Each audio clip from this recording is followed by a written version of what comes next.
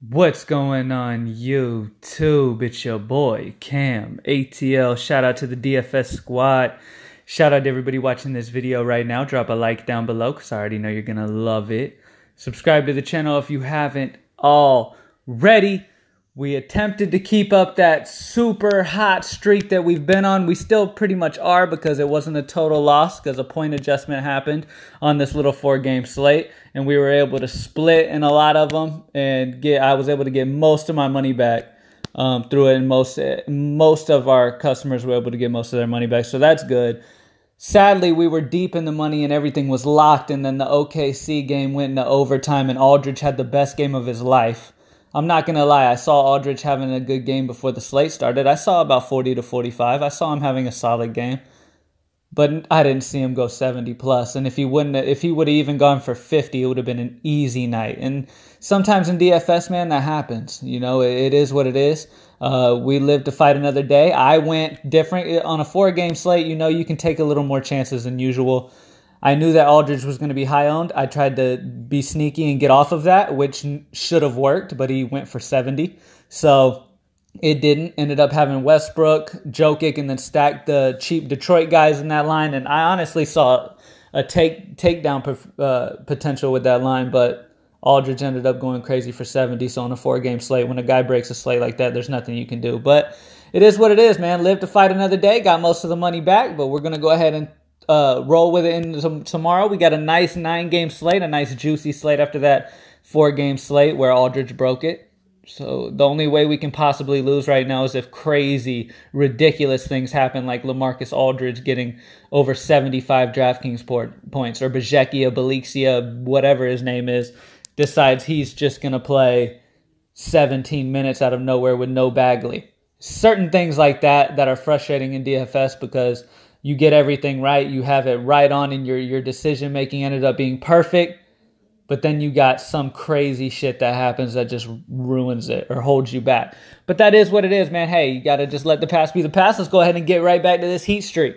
All right? As you can see on the screen, I've got the high five on. I'm going to go through and talk about why I like them. Make sure you like the video down below. Comment anything down in the comment section to enter your name into that giveaway. 200 plus likes on every video. Y'all have been doing a great job. 200 plus likes on every video, and I'll be giving away 100 instead of 50 come Monday when I announce the giveaway winner. And all you have to do to enter that is comment anything down in the comment section. Make sure you're subscribed to the channel and like the video down below. All right, starting off at point guard, Eric Bledsoe. At only 6'1", he seems like a steal to me going against a Washington team that's been giving up a ton of points to really every position, especially guards and centers. Okay, as you can see, Eric Bledsoe is an amazing play at 6'1", and then Brook Lopez at center at 4'9".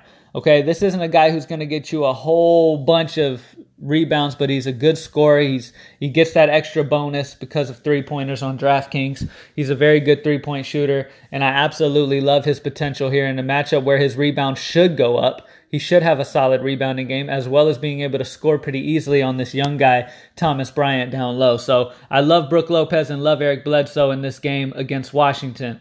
Next up, Kris Dunn at shooting guard. He's been playing some very solid minutes, and against Golden State, the spot you always want to attack is the point guard position. Stephen Curry is an offensive-minded player.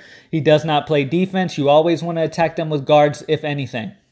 And Kris Dunn is a guy I'm definitely targeting at 6'6" as shooting guard. I love Kris Dunn in this game. Andrew Wiggins at small forward. We saw what happened when Tom Thibodeau left and this new coach came in. Andrew Wiggins went absolutely nuts. His usage was through the roof. I'm really curious to see if that's something that's going to be a usual thing. I don't think Andrew Wiggins is going to go crazy like he did the other day, every day, but the usage bump definitely intrigues me. And these guys, Teague, Rose, and them are still out. So that usage should not go down. I like Andrew Wiggins still at 6'8", absolutely. And what should be a close game as well at home. Last but not least, Donovan the Spider Mitchell. This guy won us a great amount of money. Wednesday night. He did amazing. He ended up going off in a situation where I ended up playing when everybody went D'Angelo Russell, which I love D'Angelo Russell in the high five.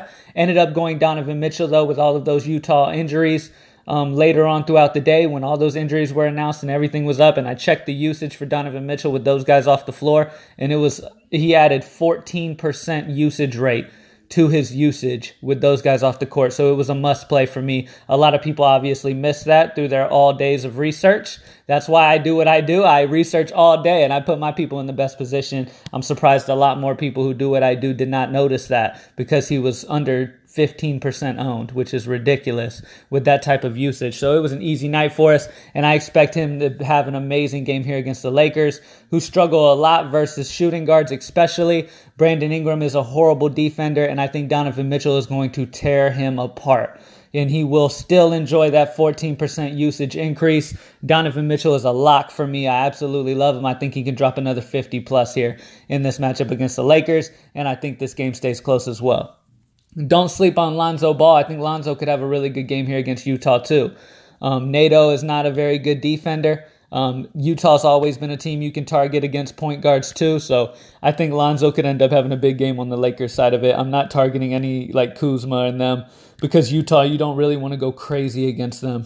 So I'm not going to be going much Kuzma, but I will be interested in checking out Lonzo throughout the day, maybe GPP, something like that. But definitely keep an eye on that. And that's it. Eric Bledsoe, Kris Dunn, Andrew Wiggins, Brook Lopez, and Donovan Mitchell. It still allows you $5,900 per position. That's a good amount of money.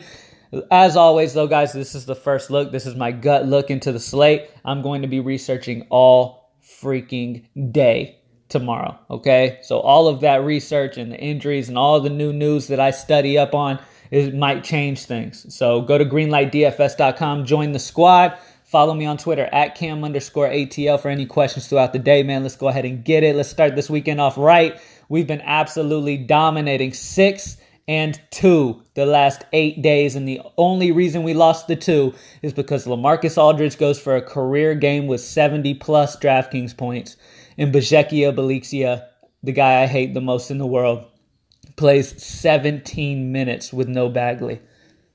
That's the only thing that could possibly keep us from winning right now. We should be 8-0 right now, headed towards that streak record, which would take another 8 in a row to get to. A 16-game win streak last season that we're definitely striving to get to, and I'm definitely getting back locked in, and everything is looking amazing. So let's go ahead and get it, man. Thank you guys for watching. As always, greenlightdfs.com to join the squad.